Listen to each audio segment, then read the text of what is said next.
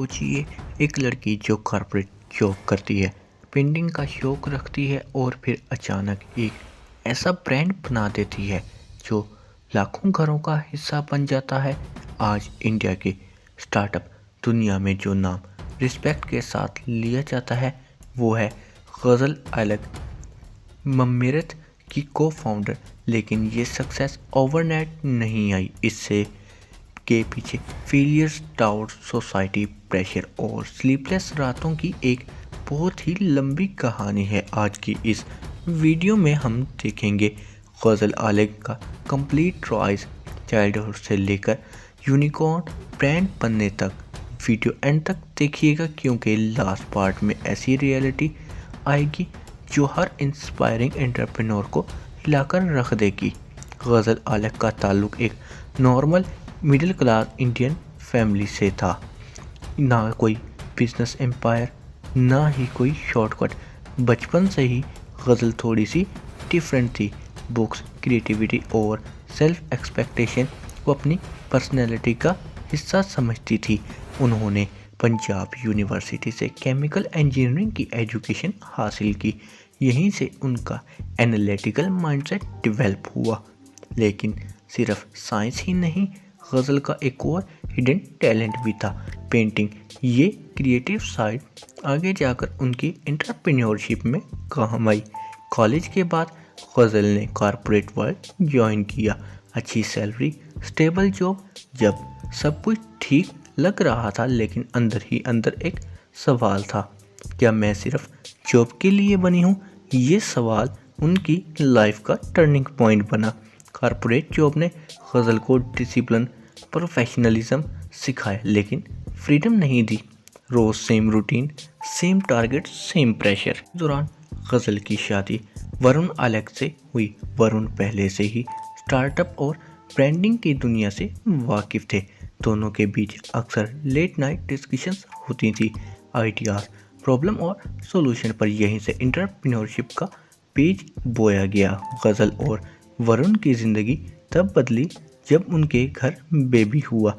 Baby के लिए जब प्रोडक्ट्स खरीदे गए तो स्किन एलर्जी का इशू सामने आया। मार्केट में जो बेबी प्रोडक्ट्स थे, केमिकल से भरे हुए, लेबल्स कंफ्यूजिंग, नेचुरल सिर्फ नाम का।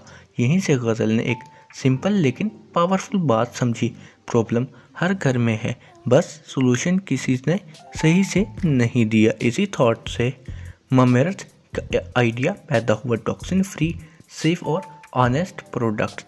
ममेरथ शुरू करना आसान नहीं था। चैलेंजेस, मैन्युफैक्चरिंग पार्टनर्स को कन्विंस करना, ट्रस्ट बिल्ड करना और सबसे बड़ी बात limited capital, competition from big brands.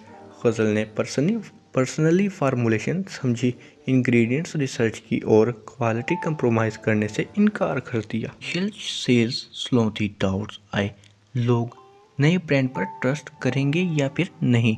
लेकिन गज़ल ने एक स्मार्ट मूव की, digital first approach, influencer marketing, honest story telling और रियल पेरेंट रिव्यूज़। ये स्ट्रेटजी गेम चेंजर साबित हुई।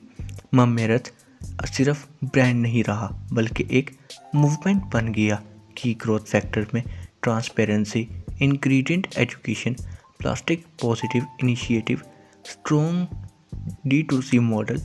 कस्टमर ने ममेरथ को अपना ब्रांड माना, रेवेन्यू ग्रो हुआ, इन्वेस्टर आए और ब्रांड वैल्यूएशन स्काई रॉकेट कर गई। 2021 के बाद ममेरथ ने यूनिकॉर्न स्टेटस अचीव किया, जो इंडिया स्टार्टअप इकोसिस्टम में एक माइलस्टोन है। गज़ल सिर्फ एंटरप्रेन्योर नहीं रही, वो बन गई वुमेन एम्पावरमेंट की सिंबल। शार्क टैंक इंडिया की जज, एस्पायरिंग फाउंडर के लिए इंस्पायरेशन। शार्क टैंक पर उनका काम, लॉजिकल और एम्पैथेटिक अप्रोच उनकी लीडरशिप को डिफाइन करता है। उनका मैसेज क्लियर है, बिजनेस सिर्फ पैसा नहीं, इम्पैक्ट भी होता है।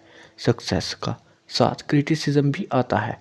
मामाअर्थ पर क्वेश्चन उठे, मार्केटिंग क्लेम्स, रैपिड एक्सपेंशन, लेकिन गज़ल ने क्रिटिसिज्म को अवॉइड नहीं किया। उन्होंने उससे लर्न किया, अडॉप्ट किया और सिस्टम को इम्प्रूव किया। लेकिन मैच्योरिटी ही उनको बाकी फाउंडर से अलग करती है। गज़ल आलिक की जर्नी हमें ये सिखाती है प्रॉब्लम बेस्ड बिजनेस हमेशा स्ट्रॉन्ग होता है। वुमेन एंटरप्रेन्योरशिप कोई एक्सपेक्टेशन नहीं है, ना ही एक्सेप्शन है। ब्रांड ट्रस्ट ओवरनाइट नहीं बनता, फेलियर से भागना नहीं, उससे सीखना ज़रूरी होता है। गज़ल की कहानी सिर्फ एक बिजनेस सक्सेस नहीं, बल्कि एक रिमाइंडर है कि अगर नीयत क्लियर हो और फोकस स्ट्रॉन्ग हो तो एक नॉर्मल इंसान भी एक्स्ट्रा ऑर्डिनरी इम्पैक्ट क्रिएट कर सकता है। अगर आप भी किसी आइडिया पर काम कर रहे हैं तो शायद ये वीडियो आपके लिए साइन हो। आप क्या सोचते हैं, गज़ल अलग इंडिया की सबसे इंस्पायरिंग बिजनेस वूमेन क्यों है? कमेंट में ज़रूर बताएं।